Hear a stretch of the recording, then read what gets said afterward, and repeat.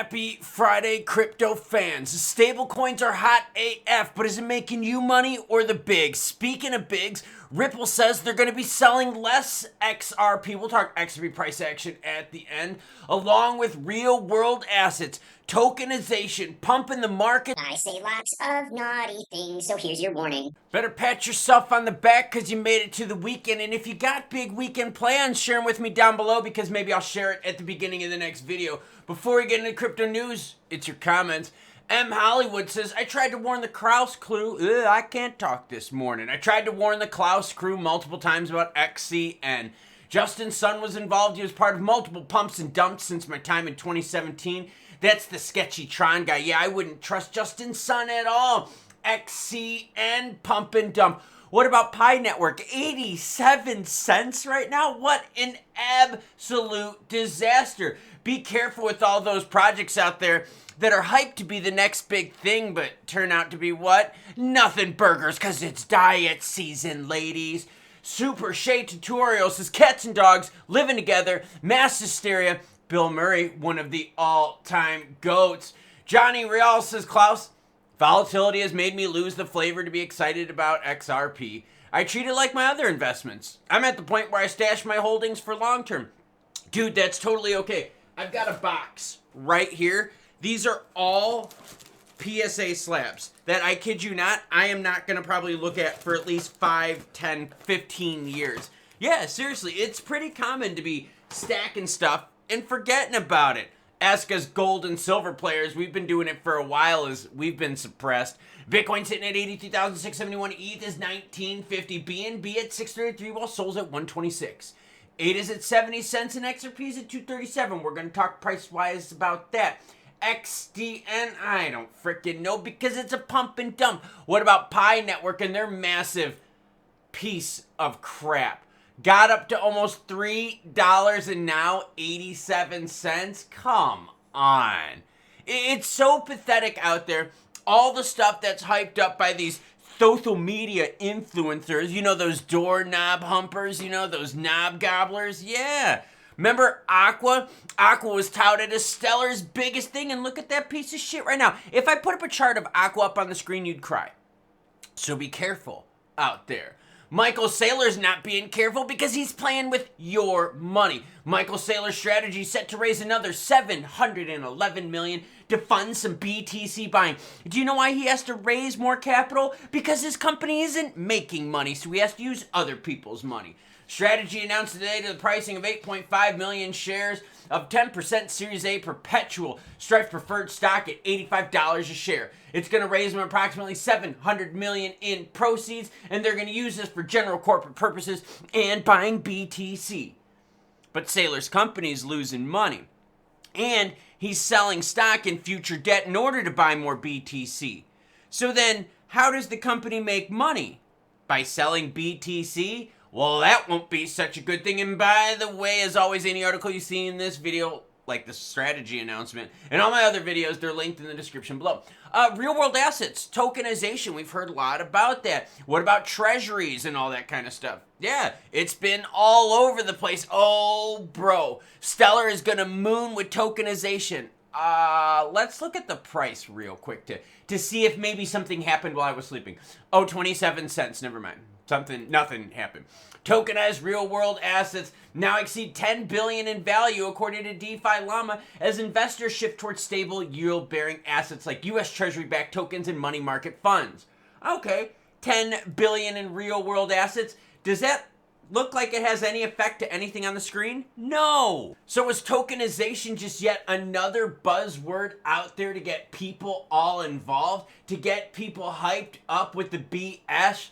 It sure appears so, but let's keep learning. This milestone reflects the changing dynamics in the crypto markets where demand is increasingly driven by regulated and institutional grade products. Data also shows that BlackRock, Maker, and Athena are leading real world asset expansion, with Athena stablecoin USTB growing over 1,000%. Oh, so stables are benefiting? Oh, so big companies are benefiting, but retail isn't. Treasury-backed tokens have emerged as the most dominant subcategory with $4.2 billion in market cap during Q1 of 2025. Okay, I'm highlighting this. Why? because of pumps and dumps, because of everything that's been overpromised and underdelivered in the crypto market, including tokenization. That's all I heard. Bro, tokenization, man. Stellar's winning by tokenization. That's freaking cool. Did it help out the price? No. So then do you really give a shit?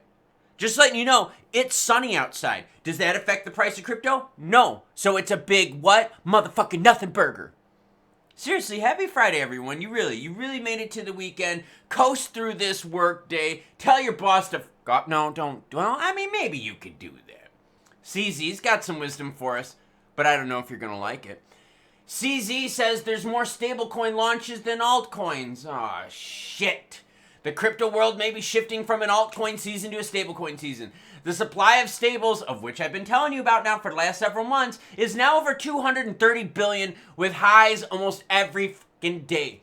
The expansion is partially due to Tether and USDC, but it's also because of the micros out there.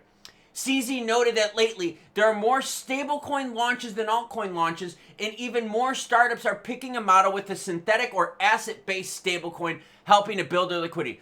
The exact supply of both leading and minor stablecoins varies, but the valuation is right now between 230 and 236 billion.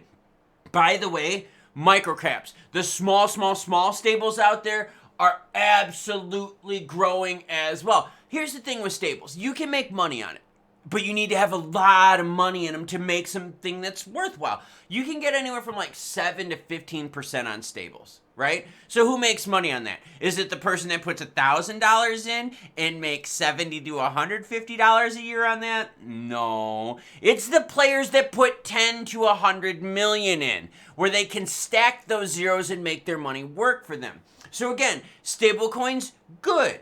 Stablecoins helping out the crypto market and helping out retail segment, not so much. Okay, let's keep learning. XRP struggles for momentum despite SEC dropping the lawsuit. Yes, and the mention of strategic reserve. You look at the price of XRP right now at 237 over the last 7 days. Aw, shit, we're erasing the gains from Brad Garlinghouse. Damn it, Klaus. Didn't you say that would happen? Because doesn't it look very similar to the pullback right here from the strategic reserve announcement? But let's keep learning. So right now, you're seeing more publications, more articles, more news systems out there covering this. They're covering this because there's so many of you out there that are frustrated and pissed off. You're filling the comments with being upset, and I totally get it. Because you would have thought that with the mention of a strategic reserve from the president and an announcement from Brad Garlinghouse regarding the case, that we'd be a hell of a lot higher than 237 per XRP. And volume is absolutely starting to crumble back down to almost pre-election levels. Now, some good news here for you. You ready? It's about supply and demand, right? So if Ripple keeps dumping on the market, that messes up the supply. And as we've seen, there really isn't that much demand, right? I mean, because if there was a lot of demand, the price would reflect it. And that's my job, to bring you the news, good or bad, happy or sad. Trust me, I wish I could bring you more good news, because then I'd get a whole lot more supperonis. Then I could do melting faces and grown men and women will cry. And giraffes, if that's how you fucking identify. Blue Hair Crew, shout out. Ripple CEO hints at possible reduction in XRP sales. Here's what Brad said. At some point, we may not be selling much, he stated, acknowledging the scrutiny Ripple faces regarding its XRP holdings. Garlinghouse also took a firm stance to those who have criticized Ripple's approach to XRP, arguing that the company is often unfairly targeted. He pointed out the contradiction arguments presented by detractors. Some complain that Ripple holds too much XRP, while some have a problem with them selling. Here's what Brad says. There's always criticism. If we hold too much, we get criticized. If we sell some, we get criticized, he remarked, dismissing what he described as misinformation spread by skeptics. Brad, it's not about you selling. It's not about you holding. It's about you building shit that actually uses XRP. ODL, great product. Does it help out the price of XRP? No, it doesn't. Do you sell XRP to fund business operations? Yes, you do. Is XRP able to be bought by the public? Yes, it is. Are we seeing you do anything big with XRP? No, we are not. So Brad, it's not about you holding, it's not about you selling, it's about you actually using XRP for shit. You remember when Torres gave us the summary judgment and was like, yo, XRP is not a security, and everyone was like, oh, this is awesome, that means they can use XRP now for payments, they can use it for their liquidity hub, they can use it for this, and they didn't use it for any of that. And in fact, Ripple then goes on and says, yo, we're going to do RLUSD. And people are like, oh, that's going to make us rich. No. It's going to make Ripple, the company, rich. As I've shared with you earlier, that stablecoins, girlfriend. Stablecoins are doing it. And CZ's spitting the fire. And then the whole idea of Ripple in custody. Does that help XRP holders? No, it doesn't. So they're selling XRP. And they're not really using it. Oh, but bro, they're using XRP. Really? Show me the chart that shows usage.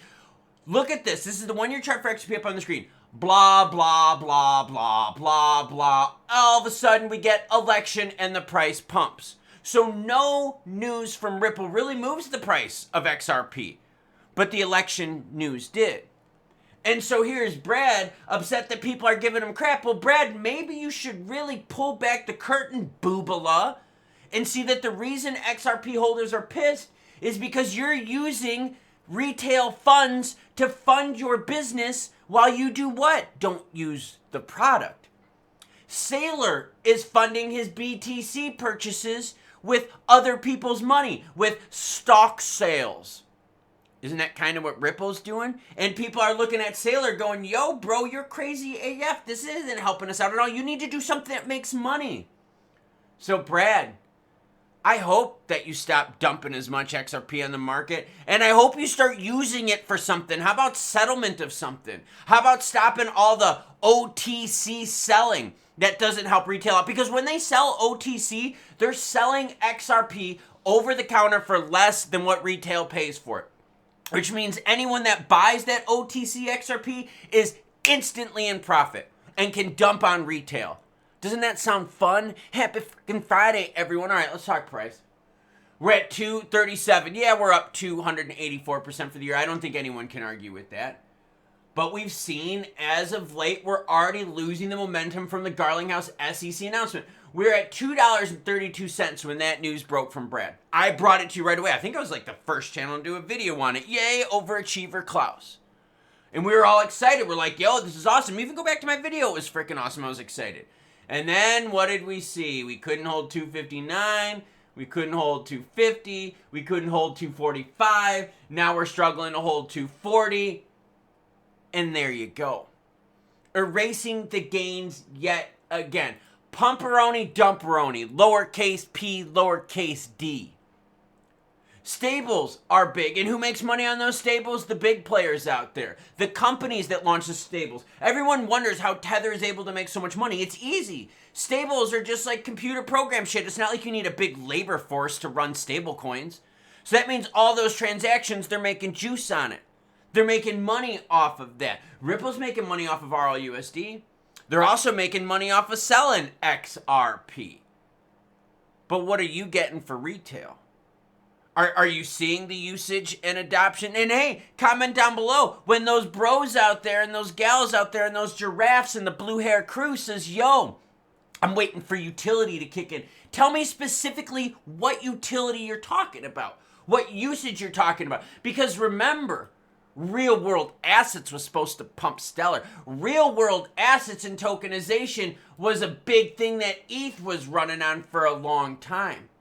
XCN, pumperoni, dumperoni. Pi Network, overpromising, under-delivering. They spent years developing that only for it to fall from $3 to now 87 cents. This is horrible. Pumperoni, dumperoni, happy Friday, everyone. And the reason all these players are getting into stables is it's because it's a high profit item. And El Presidente, along with the House and the Senate, have said, yo, we're going to get you stablecoin regs soon.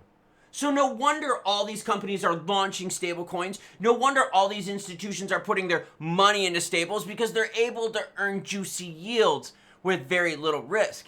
Meanwhile, your native asset market, right, your XRPs, XLMs, ETH, Sols, and all those players out there are trying to sell you the next best thing.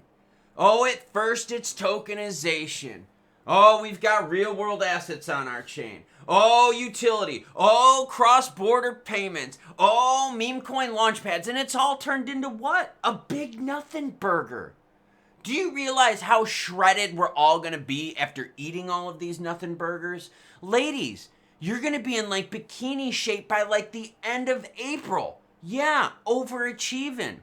And meanwhile, Brad is like, look, I get criticized no matter what, whether I buy or sell, because you're not using the product that you keep dumping on retail. It's the same thing as MicroStrategy Saylor.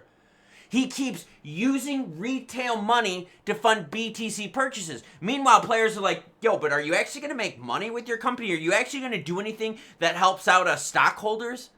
And that's what's happening right now with XRP holders in Ripple. They're going, okay, cool. The SEC thing is over. Are you actually going to be using XRP for payments? What about the private ledger and what about the public ledger? Oh, no. Yeah. So when players out there are like, yo, melting faces, I don't know what they're talking about. You remember that movie in India, or the scene in Indiana Jones where the guy like drinks the water and his face melts? Yeah, maybe it's that melting face is the bad one. Because for real, it's all been pumps and dumps. You look at Pi Network, you look at all the other launches, it's just been the same regurgitated crap. Everyone realized as soon as Pi launched that it was nothing. Now, actually, we knew it beforehand. That's why we didn't touch the stuff. Because they hyped it up for years. And the sickest thing about the whole Pi Network play is they siphoned off the Stellar XLM family for their funding. Because anywhere you saw a Stellar XLM post, there was Pi Network people in there saying, oh, Pi Network's working with XLM and Stellar. Really, are they? Because even if they are, it ain't helping out the price, homeboy. You're under $1. So what is going to get us to the next level? What's going to get us there? Well, what's going to get us there is actually using these cryptos for something. Creating utility. And no, utility doesn't magically show up once regs kick in. Utility is created. Demand is created. And then when the regs come in, the players can be like, oh, I like that. I want to get in on it. You still got to create shit that people want to use. Make XRP 110% legal. What are players going to use it for? They're not going to use it for payments because it's very volatile. They're going to use stablecoins because there's no risk, right, of slippage with that. And they could get a juicy yield. You can't get the juicy yield with XRP. So we got to start looking at what are these players going to build that's going to bring these cryptos to the next level. You know, a few months ago, they were like, oh, we've got a meme launchpad on XRP. We're going to launch some big memes. Maybe we're going to make a Brad Garlinghouse meme coin. Ooh, that's fucking great. Did that get you shit? No, it didn't. So yeah, happy Friday, but shitty crypto news Friday. Because again, retail seems to be getting dumped on. Retail seems to be getting R. Kelly'd. P. Diddy'd with 1,000 bottles of lube. We're getting Epstein'd. We're getting Ghislaine Maxwell'd. We're getting all that kind of stuff. We're getting JFK'd or whatever you want to say. So let me know down below.